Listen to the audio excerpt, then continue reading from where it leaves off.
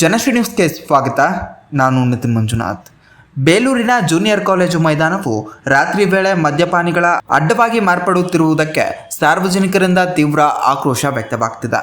ಸಾಮಾಜಿಕ ಹೋರಾಟಗಾರ ಡಿ.ಕೆ. ವೆಂಕಟೇಶ್ ಈ ಬಗ್ಗೆ ಆತಂಕ ವ್ಯಕ್ತಪಡಿಸಿ ಮೈದಾನದಲ್ಲಿ ರಾತ್ರಿ 9 ಗಂಟೆಯ ನಂತರ ಕಾರುಗಳಲ್ಲಿ ಬಂದು ಗುಂಪುಗೂಡಿ ಮದ್ಯಪಾನ ಮಾಡುವವರ ಹಾವಳಿ ಹೆಚ್ಚಾಗಿದೆ ಎಂದು ಆರೋಪಿಸುತ್ತಿದ್ದಾರೆ.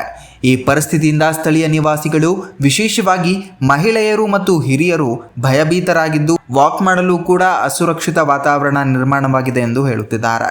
ಶಾಲಾ ಮಕ್ಕಳ ಮೇಲೆ, ವಿಶೇಷವಾಗಿ ಹೆಣ್ಣು ಮಕ್ಕಳ ಮೇಲೆ ಈ ಅಸಭ್ಯ ವಾತಾವರಣದ ದುಷ್ಪರಿಣಾಮ ಬೀರುವಂತಹ ಸಾಧ್ಯತೆ ಇದೆ ಎಂಬ ಆತಂಕವೂ ವ್ಯಕ್ತವಾಗ್ತಾ ಇದೆ. ಎಲ್ಲರಿಗೂ ನಮಸ್ಕಾರ. ಸಾರ್ವಜನಿಕರೇ, ಇದು ಪ್ರೈಮರಿ ಶಾಲಾ ಮೈದಾನದಲ್ಲಿ ಇವತ್ತು ಎಣ್ಣೆಗಳ ಅಡ್ಡ ಆಗಿದೆ. ಇದು ಪಾರ್ಕಿಂಗಿಗೆ ಸಾರ್ವಜನಿಕರು ಎಣ್ಣೆಗಳ ಅಡ್ಡ ಆಗಿದೆ. ರಾತ್ರಿ 9 ಗಂಟೆಯಲ್ಲಿ ಇಲ್ಲಿ ಬಂದರೆ ಎಲ್ಲ ಕಾರಲ್ಲಿ ನಿಂತ್ಕೊಂಡು ಎಣ್ಣೆ ಹೊಡಿತಾ ಕೂತ್ಕೊಂಡಿರ್ತಾರೆ, ಯಜಮಾತ ಕೂತ್ಕೊಂಡಿರ್ತಾರೆ. ಇಲ್ಲಿ 9 ಗಂಟೆ ನಂತರ ಎಲ್ಲರೂ ಲೋಕಲ್ ಸ್ಥಳೀಯ ಜನರು, ವಯೋವೃದ್ಧರು ಅವರು ವಾಕ್ ಮಾಡೋಕ್ಕೆ ಬಂದರೆ ಬರೋಕ್ಕೆ ಅವರಿಗೆ ಉಸಿರು ಕಟ್ಟಿದ ವಾತಾವರಣ ಆಗಿದೆ. ಇದು ಶಾಲಾ ಮೈದಾನ, ದೇವಸ್ಥಾನ ಇದ್ದಂಗೆ ಇರಬೇಕಿತ್ತು.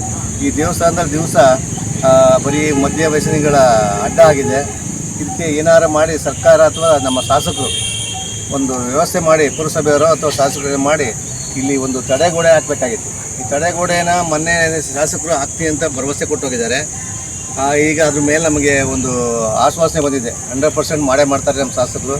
ಈಗ ಇದನ್ನು ಕಟ್ಟಿಬಿಟ್ಟು ಈ ಶಾಲಾ ಮಕ್ಕಳಿಗೆ ತೊಂದರೆ ಆಗದಂತೆ ಇಲ್ಲಿ ಇದು ಶಾಲಾ ಮೈದಾನ ಪಾರ್ಕಿಂಗ್ ವ್ಯವಸ್ಥೆ ಆಗದೆ ಈ ಬರೀ ಮಕ್ಕಳಿಗೆ, ಕ್ರೀಡಾಪಟುಗಳಿಗೆ, ಆಟೋಪಾಟಕ್ಕೆ ಊರಿನ ಇದು ಯಾವುದಾದ್ರು ಸಮಾಜೋತ್ಸವ, ಊರಿನ ಹಬ್ಬ ಹರಿದಿನಗಳಲ್ಲಿ ಸಂಬಂಧಪಟ್ಟ ಸಭೆ ಸಮಾರಂಭಗಳು ಮಾಡೋಕ್ಕಾಗಿ ಈ ಜಾಗವನ್ನು ಉಪಯೋಗಿಸ್ಕೊಳ್ಳಿ.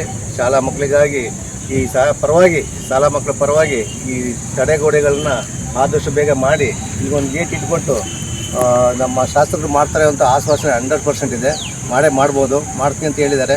ನೋಡೋಣ. ಅಲ್ಲಿವರೆಗೂ ಈ ಸಂಬಂಧಪಟ್ಟ ಪೊಲೀಸ್ ಇಲಾಖೆ ಆಗಲಿ, ಪುರಸಭೆಯವರಾಗಲಿ ಈ ಕಡೆ ಒಂದು ಹೆಚ್ಚು ಗಮನ ಕೊಟ್ಟು ಇಲ್ಲಿ ಮದ್ಯಪಾನಿಕರು ಬಂದು ಇಲ್ಲಿ ರಾತ್ರಿ ಹೊತ್ತು ಕುಡಿದು ಇದು ಮಾಡ್ತಿರ್ತಾರೆ. ವಯೋವೃದ್ಧಿಗೆಲ್ಲ ತೊಂದರೆ ಆಗುತ್ತೆ. ಅದಕ್ಕೆ ಸ್ವಲ್ಪ ಒಂದು ಕಠಿಣ ನಿಲುವು ತಗೊಂಡು ಇಲ್ಲಿ ಯಾರು ಬರ್ದಂಗೆ ಕ್ರಮ ತಗೋಬೇಕಾಗಿ ಸಾರ್ವಜನಿಕರ ಪರವಾಗಿ ನಾನು ಕೇಳ್ಕೊಳ್ತಾ ಇದ್ದೀನಿ. ಧನ್ಯವಾದಗಳು. ಮಕ್ಕಳು ಇಲ್ಲಿ ಓದ್ತಾ ಇದ್ದಾರೆ. ಇವರು ಹೆಂಗೆ ಬಂದು ಓದ್ತಾರೆ? ಇಲ್ಲಿ ನೋಡಿ, ಇಲ್ಲಿ ಎಲ್ಲ ಶಾಲಾ ಮಕ್ಕಳು ದಿವಸ ಬರ್ತಿರ್ತಾರೆ, ಹೆಣ್ಮಕ್ಳು ಇರ್ತಾರೆ. ಇವ್ರಿಗೆ ರಕ್ಷಣೆ ಇಲ್ಲ. ಇಲ್ಲಿ ಎಲ್ಲ ಬಂದು ರಾತ್ರಿ ಹಗಲು ರಾತ್ರಿ ಅಂದಲ್ಲಿ ಕಾರ್ ನಿಲ್ಸಿರೆಲ್ಲ ಕುಡಿದು ಇಲ್ಲೇ ಬಾಟ್ಲಿ ಹಸ್ತಾ ಹೋಗ್ತಾರೆ.